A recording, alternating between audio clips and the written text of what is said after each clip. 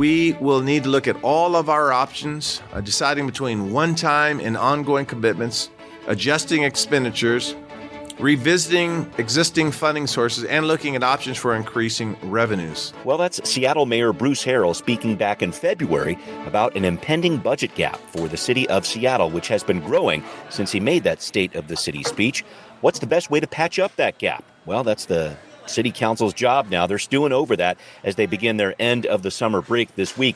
They're also making some noise on gas-powered leaf blowers in the hopes of drowning out those very loud machines, banning them in the near future.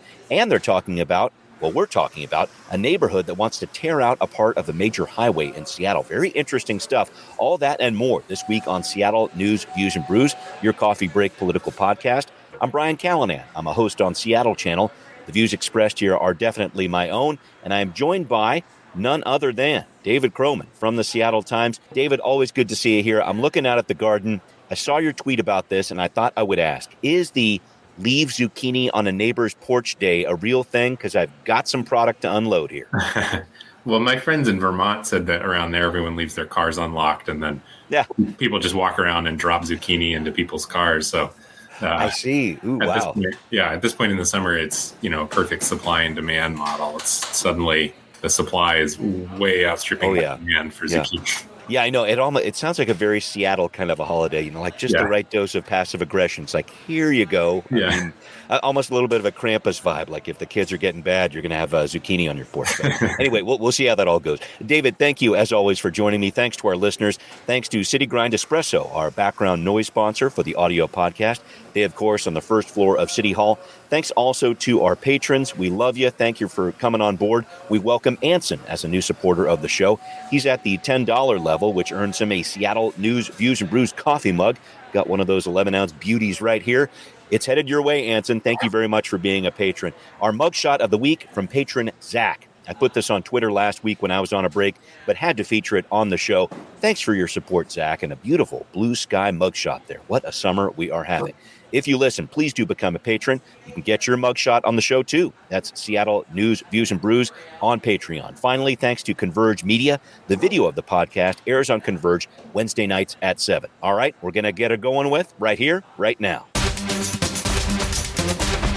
Well, again, the City Council is starting its annual 2-week end of summer break here at the tail end of August. But one of those issues they can't put on vacation, a growing budget gap. They will have to deal with this when the mayor puts out his budget proposal 4 weeks from now, September 24th. And that gap has grown, folks, over the past couple of months here. At the start of the year, it was projected around $117 million, now closer to $142 million, as reported by Publicoa. And, David, the answer looks like here, at least partially, leaning on excess money collected from the jumpstart tax on big businesses. I was interested to see this, and Publicola wrote about this. Council Budget Chair Teresa Mosqueda, who has criticized this idea in the past of using those excess funds for anything else other than the specific programs that Jumpstart was intended for, affordable housing, Green New Deal, a few other programs there. Well, she's likely going to propose this idea of using Jumpstart revenue to help fill that gap. What do you make of this proposal over the excess revenue with Jumpstart? Are we going to see some political pushback over this? What are your thoughts? Yeah, I mean, it is, I have to imagine, sort of frustrating for the backers of the Jumpstart tax because this, as you mentioned, this was passed kind of explicitly to fund affordable housing and kind of fight homelessness and things like that. But at the same time, this council in particular they talk a lot about wanting to avoid an austerity budget. They really don't want to be seen cutting programs. And so then you're kind of left with the choice, if this gap exists, you can either pull money from other sources or you can start cutting. And so it appears that Councilmember Mosqueda is sort of opting to go with the former and avoid the latter.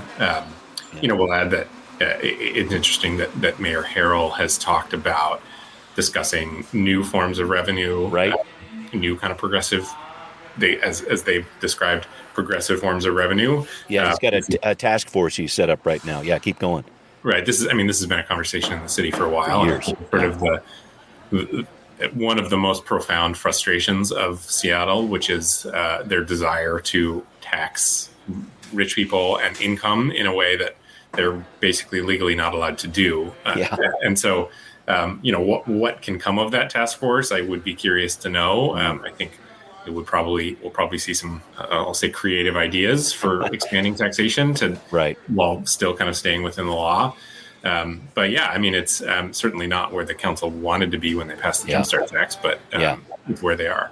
Yeah. And just looking at this, the reason why we have a budget gap, I know we're going to go into this a little bit more in the weeks ahead, and I'm going to condense this considerably, but former Mayor Durkin, last year's city council, put together a budget that relied a little too much on one-time federal dollars, is the way to condense this thing here, to pay for a ton of priorities like investing in BIPOC communities, plus some programs for COVID relief that have been ongoing here. I just see this, David, as the real test of the One Seattle ethic that Mayor Harrell has been talking about since he was put in office, and even before that. Do you see him and the council on the same page when it comes to their approach to the budget? Because I really did not see that with Mayor Durkin and the council last year. Well, we'll find out, I guess, if they're on the same page when he introduces his budget. But you're right. I do think that at least initially, so far this year, the mayor and the council have basically managed to remain friendly with one another in a way that Mayor Durkin and the council were not.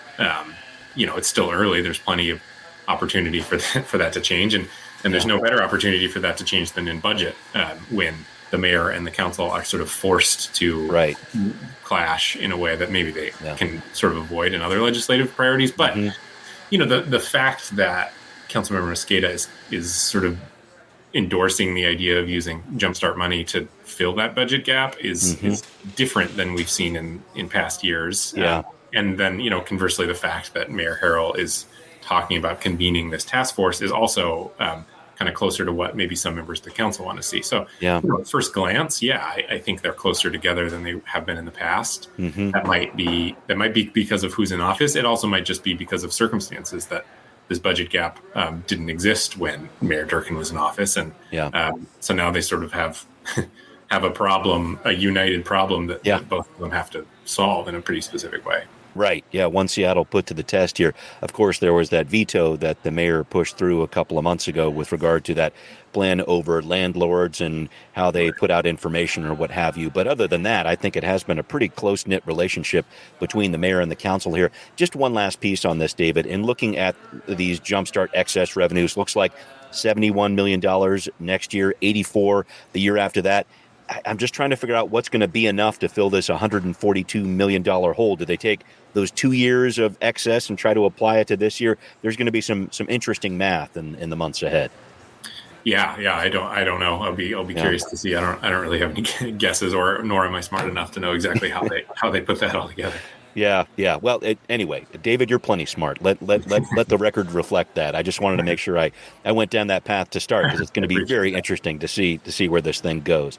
All right. Well, we're looking at a lot of different issues here, including history coming back again. We're talking about deleted texts out there from Mayor Durkin, former Police Chief Carmen Best, Fire Chief Harold Scoggins, and it appears several other top officials involved.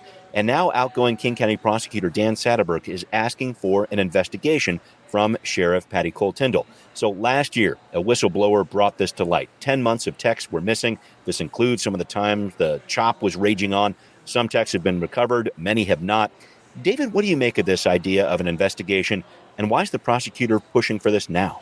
Yeah, the now is interesting for sure, because we are, 2 years removed from this this time. I don't know. My sense is basically he was giving space and time and latitude for a new mayor and a new city attorney to decide what they wanted to do with it.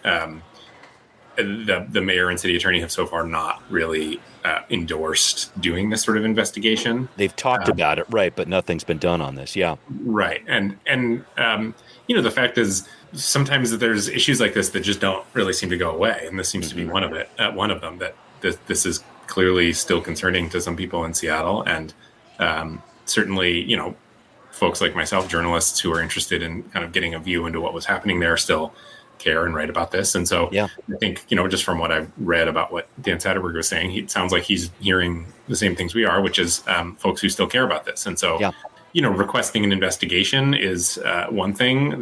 There are a lot of steps between that and anything actually coming of it. So it's early days yet, but anytime an elected, kind of the top prosecutor in King County is not said to be investigating something involving the former mayor and former police chief, that's certainly notable, even if we don't know what's going to come of it. Yeah, and in terms of anybody falling on a sword politically here, at least, we've got Dan Satterberg, who's been in office for many years, who is not going to be running again after this year. So there's a piece of the timing there involved, too. And I just think about this, David, just looking at the case itself. I think, some people can say, oh, it's just a bunch of deleted text. But I think this has an impact that can be pretty widespread, not just from a transparency angle for the city, but in terms of these different cases that have been going on. You have a lot of merchants up on Capitol Hill who are like, wait a minute. There's a public safety requirement we need from you, City of Seattle. It wasn't followed here. What's the information behind that? What about these texts? What does that lead in terms of the dollars that might spring out of this with the legal cases, et cetera? I just think this is perhaps a bigger case than people might think it might be when it comes to these texts. Just some general thoughts about this as we wrap up the idea. Yeah, I mean, this is a requirement that a state requirement. Yeah. Mm-hmm. Yeah, that these people keep these records. And, at the most extreme, it can be a felony to delete these records. Willfully, yes. Willfully delete these records. That seems like a high bar to clear at first blush to prove that this was willful, but, you never know. So, I mean, the fact that it's a felony, I think, should be reflective of how seriously the state takes this issue, and for some of the reasons that we're talking about, which is, I mean, there's the public good of transparency, which, of course, as a journalist, I support, and am very interested to see what's in these texts. But, more even beyond these texts, it's concerning as a journalist when records like this go missing. But in a more kind of specific sense, exactly what you were saying, which is there are specific legal liability questions around this period that, and there's real money and in some cases literal lives at stake. I mean, some people died in this at CHOP. They do. And so, it is a serious question. I don't know how motivated Dan Satterberg is to put, Jenny Durkin behind bars or whatever. The investigation, I think at the very least could sort of set a precedent for future cases, kind of make public officials think twice about how they retain records. Yeah. And, kind of instill the fear of God into some elected officials who should be accountable to the public. Absolutely. Absolutely. Very good points all, and we'll see how that plays out here. So, all right, upcoming here, gas-powered leaf blowers. Yes, they are loud, but should they be banned in Seattle? We're going to try to talk above the noise next on Now Hear This. Well, gas-powered leaf blowers, they're loud. They're causing concerns over health and the environment, and the Seattle City Council is talking about banning them. The council passed a resolution last week out of committee stating its intent to phase out these tools for city departments and their contractors by the year 2025, and for the rest of us by the year 2027, or later if necessary, was a caveat noted there in the legislation. Councilmember Alex Peterson, who sponsored this legislation, pointed out that several other cities, LA, Washington, D.C., Multnomah County in Oregon, which includes Portland, have done this a while ago. Now it needs to happen in Seattle. Here's what he said last week. Colleagues, this issue was delayed for far too long by the pandemic. Our resolution is consistent with past policy statements, and it's needed to make progress to work out the details to finally rid our city of these deafening and dirty fossil fuel machines. David, I thought this was interesting to watch this issue unfold because the council started looking at this way back in 2014. At the time, there weren't as many electric blowers on the market. Then the pandemic hit. So here we are 8 years later. Just some general thoughts to start. What do you make of this resolution? Well, I have to note that I am on the 6th floor of the Seattle Times building, and I'm fairly sure I hear a leaf blower down on the street. So they are, they're as loud. As we speak, I love it. Yeah, okay. They make a lot of noise, so there's obviously that component that people care about. They are kind of dirty. They're not the cleanest burning machines. Yeah, those two-stroke engines, right? Mm-hmm. Right. Although, what their CO2 output is compared to the traffic backed up on I-5 every day, I have to imagine is fairly negligible. But it is a thing. I don't know. I mean, I think it's it seems like it's one of those issues. You hear sometimes about people asking like, well, why doesn't if a politician ran on a platform of just banning spam calls, they would get 90% of the vote. So it seems like it's kind of one of those issues where it's just, maybe it's not going to solve the homelessness problem. It's not going to address any existential questions about our city, but it is perhaps kind of low-hanging fruit of something that seems to annoy a broad cross-section of people. Right. And so, I suppose this is, responding to the will of the people in some ways. Sure. Yeah. I have also seen some criticism, as you might expect, that, questions about, with everything else going on, why is the council focused on gas-powered leaf blowers? Yep. I do think that elected officials are able to walk and chew gum at the same time, and they can handle separate things. But if you are concerned about sort of a perspective or, symbolic kind of how a frustrated public might view this, that is certainly a risk that it will be seen as a distraction at a time when there are major. Right. No, and Councilmember Peterson went to pains during the committee meeting to say we've got bigger priorities out there, but we've got the bandwidth to deal with this. So we'll see. Yeah. But I thought it was an important part of this, David, the racial equity analysis the city is going to go through to figure out this change. And here's where it gets interesting to me. So nationally, the numbers show nearly half of the workers in the landscaping industry identify as Latino or Hispanic.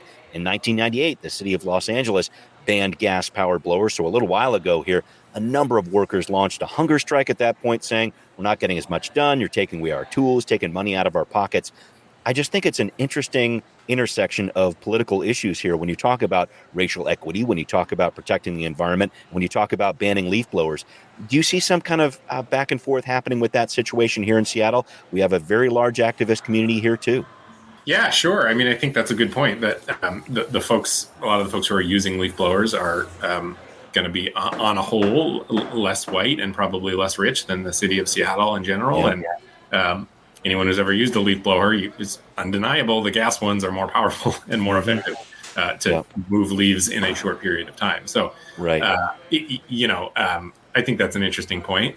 I don't know that I want to take it too much further than that. To make any broad assumptions about this, but I do think that's an interesting point. Yeah, no, it's going to be part of the analysis. And then the other part, too, and I think you just brought this up, this idea of the gas-powered blowers having more power than their electric counterparts, even with the developments that have been made over the past several years. And what's it going to cost the city to actually make this transition? You've got batteries that potentially cost more long term. Of course, I think the cost would be less, but this is something that's going to cost the city a couple of bucks too. Any final thoughts about this? No, except for that, every now and then issues come up that I think at the outset, maybe some folks in City Hall think will be kind of an easy win, and they often end up actually taking a lot of energy and analysis, and there's always something that maybe we didn't think about. And, I wouldn't be surprised if this ends up being one of those things that maybe stretches on a little bit longer than we were expecting it to. It'll be interesting to see, though. Also, I don't know. I mean, I haven't messed around with an electric powered leaf blower. I don't. How much quieter are they? I'm not sure. They're quieter. I have one at home, and they're definitely quieter. And it's just that whole the startup isn't there. That whirring sound that's always in the background when the engine's continuing to idle when you're not even using it. That's not there. Doesn't rev up as much. So the sound is definitely less. But I've noticed it, and the city actually did some studies on this.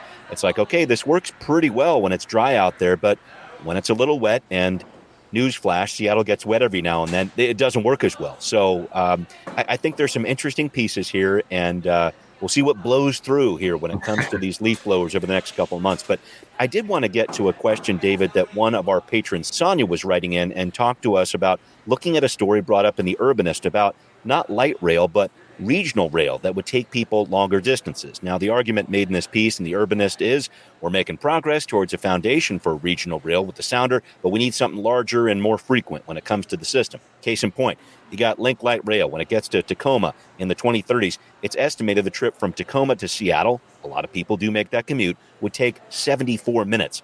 Some thoughts about regional rail, David. How important is it? Is it on the radar of local and state transportation officials? And any thoughts on this one? And thank you, Sonia, for sending in this question. Yeah, it's interesting. I mean, I think, we do have the Sounder, which is the heavy rail, kind of goes between, goes up to Edmonds and down to Tacoma. But it's pretty limited at this point. Yeah. It's really just commuter hours, at least as far as compared to other public transportation. I mean, public transportation hasn't quite recovered to pre-pandemic levels, but the sounder is really still pretty low. And I think that's because it's a commuter train. And I think a lot of the folks who use it are also happen to be the folks who can probably do their jobs remotely fairly easily. So it is in a little bit of a lull, I think, right now, what little amount of regional rail we do have. I think it's an interesting point because if you go to European cities and East Coast cities in particular, it is a major part of the transportation network. And it's really I think it's kind of interesting. It's, I think one of the criticisms from some big light rail proponents of the map to build out light rail right now is that, it follows highways kind of when you're going north and going south. And in some ways it's sort of pretending to be that the thing that in other cities is served by regional light rail. Right.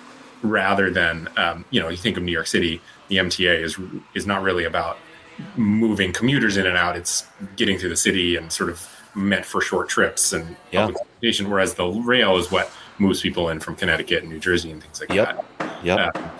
I think the argument for regional light rail here is to, it allows a regional rail here is it allows light rail to be light rail, which is kind of that stop focus, kind of more urban, and then you could, move commuters at a quicker distance with a heavy rail. The cost and effort. I was going to say, I think is fairly enormous. I think the light rail build out in Sound Transit is sort of barely hanging on by the skin of their teeth as they keep delays and the cost keeps going up. So I don't know what kind of appetite there is to fund something like this. There is the conversation, I should add, about high-speed rail. Right. That's also on the table. Up and down the core, kind of a Cascadia high-speed rail. That the legislature this last year promised, was it $200 million to continue? Right. Some more look into that. Maybe it was $100 million. I can't remember. To be then matched by the federal government. So in some ways, that conversation seems to be moving forward a little more quickly than the kind of more regional, expanding something like the Sounder. I don't know. I think it's an interesting point. I don't know that there's a ton of I haven't seen a ton of momentum around building out the Sounder system at this point. Right. That's where it gets challenging. And it's one of those things where I thought this point was made really well in the Urbanist too, turning places that might seem transit unfriendly into transit friendly and just making it more of an option. But I'm concerned about those costs too. When we see $54 billion for Sound Transit 3 and the expansion going on there, and just with those dollars continuing to compound, I'm not sure. But this is great food for thought. I know we're going to keep looking at this. And Sonia, I wanted to say thank you so much for sending in this question. And hey, patrons, if you have a question out there, throw it our way. We'll try to make sure that we get it answered on the air. And David, I really appreciate you working with me on that. All right, well, we've got something else coming up, a double dose of transportation talk, if you will, here. But we're going to be talking a lot about what's going on with Highway 99. Can a neighborhood successfully push to remove a portion of State Highway 99 running through its backyard? David's got the story on Transportation Talk.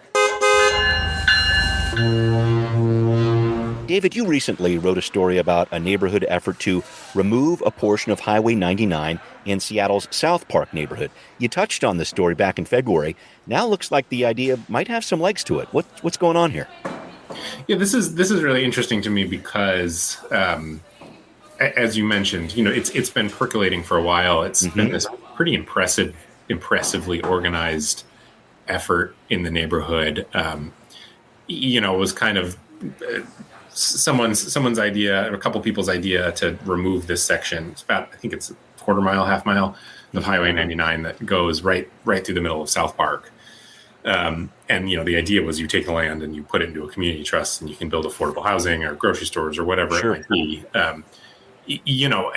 What's interesting to me about this idea is, in some ways, it's this kind of big idea, and I think even the people who came up with it sort of acknowledged that when they would tell people about it, they'd get eye rolls and chuckles and that's nice, but it's totally unrealistic. But the reason I wanted to kind of follow up on it is because now it has money behind it. The legislature, their pitch was convincing enough to convince the legislature to give $600,000 to study how you could actually make this happen. And so, it's interesting to me for two reasons. A, because this is a conversation that seems to be boiling up nationwide around highway expansion, limiting highway expansion, removing highways, their effect on particularly communities of color. Right. But it's also interesting to me just as sort of a more like movement focused story, which is how does a kind of grassroots organic movement make that pivot into bureaucracy and contracts and the mainstream, budgeting and sort of becoming a real thing. And I like this story, not an endorsement of the project itself, but I like the story because I feel like it's an interesting opportunity to watch something like that make that transition and kind of evolve over. I mean, and that's an enormous if this were to ever actually happen. We're talking, many, many years into the future, probably decades. This is going to be a very slow process, but I do just think from like a kind of organizing movement advocacy perspective, it's a really interesting story because they've been pretty successful on putting forward an idea that I think to a lot of people at first blush seems kind of out there and a little radical. I was going to just delving into it for a second here to kind of wrap up the thought. Is the pushback going to come from freight companies here? Where do you see this discussion going, I guess? Yeah, I mean, there are enormous reasons I think that people will come up with for not doing this. The biggest one will be, freight movement. The Port of Seattle doesn't love the idea because, about half their freight when it comes into the port goes south. And a lot of those trucks take Highway 99. A lot of them also take Highway 509 and maybe even bump out to I-5. But I think the port is really squeamish about the idea of eliminating a corridor there, especially, they make the argument that if there's an earthquake or something and one of these highways goes down, you want to have some redundancy in the system. So they're really nervous about the idea. And then, I do think even within the neighborhood, there's questions about, well, if we do this, are we just going to move the problem that we don't like onto White Center or something? Right. A different community. And are they just going to have to deal with it? And so, I think what we've seen is some discussion about, well, maybe there are some other alternatives to just fully decommissioning. Maybe we can do some mitigation, that sort of thing. But the seeds of this movement are not, they were pretty explicit early on that they're not that interested in planting some trees or building a higher wall. They really want to decommission this and use this land for public good. And so, we'll see. Like I said, it might not ever come to fruition while I'm alive today. But who knows? It'll be fun to watch just as far as like, how far can a couple people in a town hall in South Park take a fairly big idea. Right. I'm interested to see how that pans out too. Thanks for breaking that down. All right. I wanted to make sure we wrapped up with this, David. It's not that you don't like backyard chickens here, but I saw you tweet about this, how ridiculous these birds really are when it comes to avoiding predators. What's the deal? Because I know you have some. Have you been taking care of chickens right now? No, we've inherited 3 chickens and 2 ducks. I see that. Okay, there we go. Which is great because we get eggs. But I've seen some raccoons around, and I know we have coyotes in the neighborhood. Oh yeah. So I am worried about them being eaten. In fact, I'm fairly certain that at some point they will get eaten. And so I would encourage them to be quiet and kind of not announce their presence, but that they don't seem to be aware of that. And then they hop out of their little pen sometimes. They're pretty good escape artists and just walk around the yard and squawk. And they're just putting a big kind of bow tie on themselves for dinner for a raccoon. I think these birds are all like, I'm not sure I would describe them as like natural chickens anymore. I think they've all been bred for domesticated a little bit. Yeah. They're all pretty. I don't think that they're very self-aware beings. There's a reason the word bird brain is in our lexicon. So it's and tweeting about birds, a great life imitating art moment of the day there for sure. David, thank you as always for joining me here. Thanks to everybody listening. It's Seattle News, Views, and Brews, where you can always find out what's brewing in local politics. This podcast is on all those platforms, wherever you get your podcasts. And once again, if you are a listener, please support the show on Patreon. It would be greatly appreciated. Thanks for watching on Converge Media 2. We'll see you next time. Seattle News, Views, and Brews is an independent production of Callanan Media Services. Copyright 2022.